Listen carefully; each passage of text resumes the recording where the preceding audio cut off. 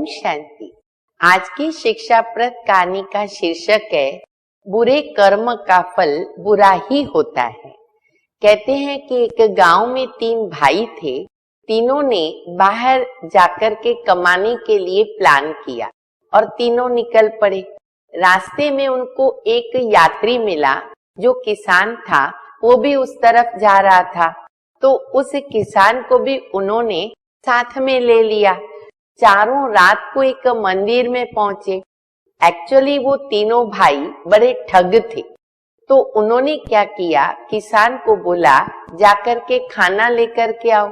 किसान भोजन लेकर के आया और जब वो किसान लेके आया तो उन्होंने क्या किया, किसान को इधर उधर की बातों में उलझा करके सारा भोजन खत्म कर दिया।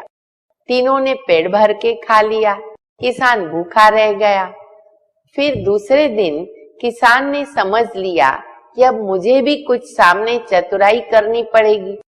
दूसरे दिन सुबह उन भाइयों ने किसान को कहा कि जाकर के लड्डू लेकर के आओ। तो वो लड्डू लेने गया और रास्ते में आते आते अपने हिस्से का लड्डू खा गया। जब वो आया तो भाइयों ने देखा कि लड्डू तो कम है, तो भाइयों ने उनको पूछा कि तुम्हारे हिस्से का तो इसमें लड्डू कम है, वो कम कैसे हो गया, क्या हो गया, क्या किया तुमने? तो कहा कि मैंने मेरा लड्डू खा लिया। तो बोला ये तुमने क्या किया, कैसे खा लिया? तो किसान ने क्या किया, उसके हाथ में जो भाइयों के लड्डू थे वो भी मुंह में डाला और बोला ऐसा खा लिया। भाई लोग देखते रह गए। फिर उनको लगा अब हमें फिर से इनसे कुछ तो बदला लेना चाहिए। तो उन्होंने क्या किया, रात को खीर बनाई और खीर बना करके ये सोचा कि अभी हम सो जाते हैं, जिसको बहुत अच्छा सपना आएगा सुबह सुबह पहले वो खीर खाएगा। बोला ठीक है।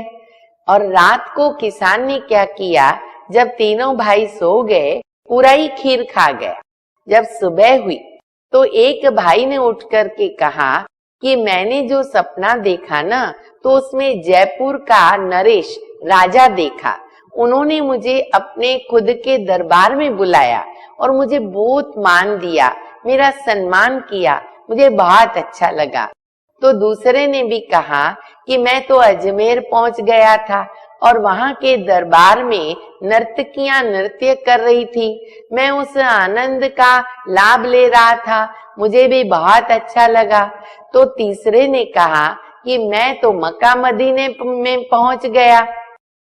जब किसान का नंबर आया तो किसान ने कहा मैंने तो ऐसा देखा कि एक बलवान व्यक्ति मेरे सामने आया और मुझे मारने लगा और इतना मार रहा था और कह रहा था तू ये खीर खा, जल्दी से खीर खा, नहीं तो मैं तुमको मार दूंगा।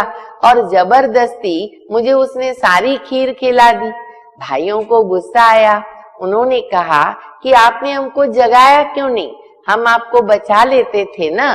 तो किसान ने कहा कि आप कैसे बचाते, मैं कैसे जगाऊं, आप तो यहाँ थे नहीं ना, अलग अलग शहरों में चले गए थे, तो आप मुझे कैसे मदद कर सकते थे?